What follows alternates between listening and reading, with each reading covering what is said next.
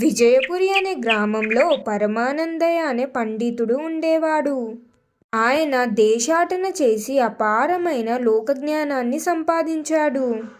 తన గ్రామంలోని ప్రజలు చిన్న చిన్న సమస్యలకే తలలు పట్టుకోవడం గమనించిన ఆయన వారికి తన జ్ఞానంతో సహాయం చేయాలని నిర్ణయించుకున్నాడు. ఒక పెద్ద చెట్టు కింద ఆయన తన అంగడిని తెరిచాడు. చెట్టుకు ఒక బోర్డు తగిలించాడు. సలహా అంగడి, సంపూర్ణ గ్యారెంటీ అని. అటుగా వెళ్ళే వారంతా అది చూసి సలహాలు కూడా అమ్ముతారా అని నవ్వుకుంటూ వెళ్ళేవారు.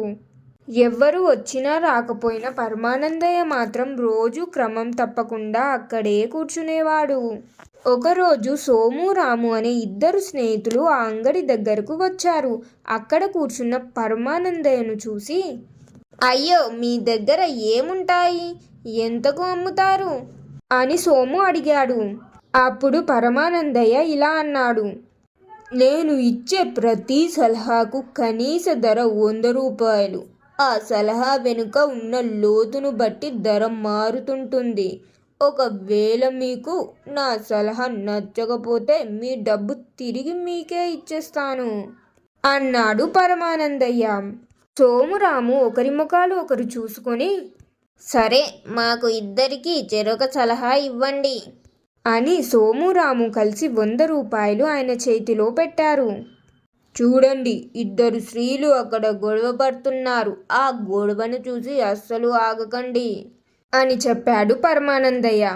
అప్పుడు సోము, అబ్బా, ఇదో సలహానా, దీనికా 100 రూపాయలు అని వెటకారంగా అన్నాడు. వెంటనే పరమానందయ్య, నీకు నా సలహా నచ్చకపోతే ఇదిగో నీ 100 రూపాయలు తీసుకో అని వెనక్కి ఇచ్చేశాడు. సోము డబ్బు తీసుకున్నాడు. కానీ రాము మాత్రం పరమానందయ్యకు ధన్యవాదాలు చెప్పి బయలుదేరాడు. కొద్ది దూరం వెళ్ళాక సోము ఇలా అన్నాడు రాముతో, ఎందుకురా డబ్బులు వెనక్కి తీసుకోలేదు, వృధా ఖర్చు కదా. ఏం పర్వాలేదులే, ఆ పండితుడితో పరిచయం కోసం ఖర్చు పెట్టాననుకుంటాను అని అన్నాడు రాము. అయితే వారు వెళ్తున్న దారిలో ఇద్దరు స్త్రీలు తీవ్రంగా తగువ పడుతున్నారు కదా.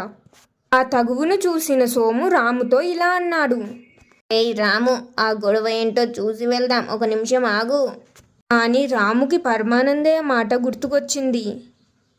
అమ్మో, వద్దురా, అక్కడ ఆగవద్దు అని ఆయన చెప్పారు కదా అని రాము అక్కడి నుంచి వెళ్ళిపోయాడు. కానీ సోము మాత్రం కుతూహలంతో అక్కడే నిలబడి ఆ గొడవను వినోదంగా చూడసాగాడు. అయితే అక్కడ గొడవ పడుతున్నది సామాన్యులు కాదు, ఆ దేశపు మహారాణి మరియు మంత్రి భార్య. వారి గొడవ పెద్దదయ్యింది. రాజుగారు రానివ్వండి, మీ పని చెబుతా అని మహారాణి మంత్రి భార్యతో చెబుతుంది. చూడండి, నాకు సాక్షి ఇదిగో వీడే అని రాణి సోమును చూపించింది. నాకు కూడా వీడే సాక్షి, వీడు ఎవరి పక్షాన మాట్లాడుతాడో నేను చూస్తాను అని మంత్రి భార్య కూడా పంతం పట్టింది. దాంతో సోము పరిస్థితి ఆడకత్తెరలో పోకచెక్కలా అయ్యింది. రాజుగారి ముందుకు వెళ్తే ఎవరి వైపు మాట్లాడినా రెండో వైపు నుంచి ముప్పు తప్పదు. భయంతో వణికిపోయిన సోము ఇంటికి వెళ్ళి రాముకు విషయం చెప్పి బాధపడ్డాడు. పండితుడు చెప్పిన మాట వినకపోవడం వల్లే కదా ఇలా జరిగింది. సరే, నువ్వేమి బాధపడకు, మళ్ళీ ఆ పండితుడి దగ్గరికే వెళ్దాం పద అని రాము సోమును తీసుకుని మళ్ళీ పరమానందయ్య దగ్గరకు వెళ్ళాడు. జరిగింది విన్న పరమానందయ్య, ఈ సమస్య తీరాలంటే 500 రూపాయలు అవుతుంది అని అన్నాడు.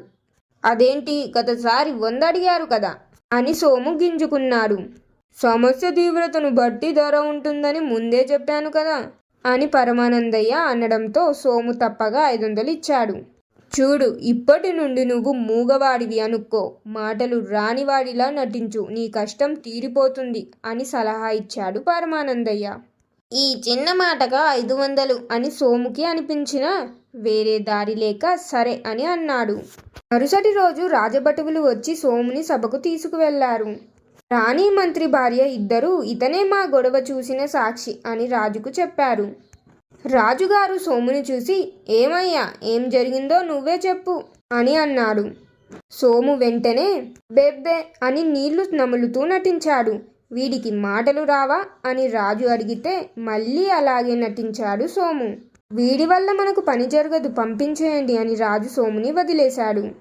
గండం గడిచింది కానీ సోముకి ఒక కొత్త భయం పట్టుకుంది. తాను మాట్లాడగలడని తెలిస్తే రాజు ఉరి తీయిస్తాడేమో. అందుకే ఎవరితోనూ మాట్లాడకుండా మూగవాడిలా జీవించసాగాడు సోము. కొన్ని రోజులకు సోముకు తన జీవితం మీద విరక్తి పుట్టి మళ్ళీ పరమానందయ్యను శరణు కోరాడు. ఈసారి 1000 రూపాయలు తీసుకుని పరమానందయ్య ఆలోచించి ఇలా చెప్పాడు. నేటి నుండి 11వ రోజున వెళ్ళి రాజుగారిని కలిసి జరిగిందంతా నిజం చెప్పేయి. ఈ రోజే చెబితే ఏమవుతుంది అని సోము అడిగాడు. రాణులు నీకు కఠిన శిక్ష వేస్తారు, పర్వాలేదా అన్నాడు పండితుడు. అప్పుడు సోము, అమ్మో వద్దు, సరే 11వ రోజే వెళ్తాను అని చెప్పి 11వ రోజున రాజుగారి దగ్గరకు వెళ్ళి జరిగిందంతా వివరించి మన్నించమని వేడుకున్నాడు సోము. రాజుగారు రాణులు అది విని పగలబడి నవ్వారు. ఈ తెలివి నీది కాదు, నీకు ఎవరో మేధావి సలహా ఇచ్చి ఉండాలి. ఎవరు ఆయన అని అడిగాడు రాజు. సోము పరమానందయ్య గురించి చెప్పాడు. జరిగిందంతా విన్న రాజు సంతోషించి ఆయనకు బహుమతులు పంపి, ఇంతటి మేధావి మన రాజ్యానికి మంత్రిగా ఉండాలి, పరమానందయ్యకు కబురు పంపించండి అని చెప్పారు రాజుగారు. సోము ఆ బహుమతులు పరమానందయ్యకు అందిస్తూ, అయ్యా మీరు ఈ రాజ్యానికి మంత్రిగా ఉండాలట. ఆ 11 రోజుల్లో అసలు ఏం జరిగింది అని అడిగాడు సోము.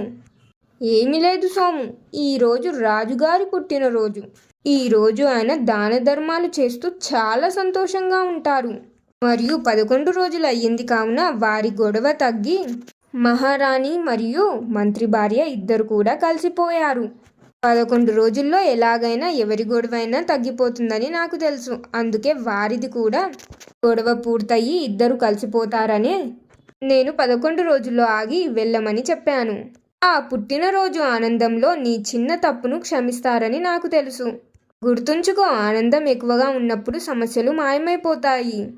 మరియు ప్రతి చిన్న విషయానికి ఆందోళన పడాల్సిన అవసరం లేదు. సరిగ్గా ఆలోచిస్తే అన్నిటికీ పరిష్కారాలు ఉంటాయి. మరి ఇప్పటి నుంచైనా ఆడవాళ్ళ గొడవల్లో వెళ్తావా అని నవ్వుతూ అన్నాడు పరమానందయ్య. అప్పుడు సోము, అమ్మ బాబాయ్, నేను ఇప్పటి నుండి ఆడవాళ్ళ గొడవల్లో అస్సలు వెళ్ళనండి అని చెప్పి నవ్వాడు.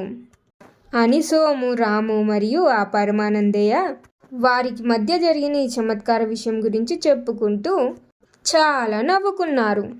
మోరల్ ఆఫ్ ద స్టోరీ, ఈ కథ ద్వారా నేను మీకు చెప్పాలనుకున్న నీతి ఏమిటంటే, అనుభవజ్ఞులైన పెద్దల మాటలు ఎప్పుడు మన మేలు కోసమే ఉంటాయి. వారు చెప్పే సలహా చిన్నదిగా అనిపించినా దాని వెనుక ఉన్న లోతైన అర్థం మనల్ని పెద్ద ప్రమాదాల నుండి కాపాడుతుంది. అలాగే సరైన నిర్ణయాన్ని సరైన సమయంలో తీసుకోవడమే నిజమైన తెలివితేటలు.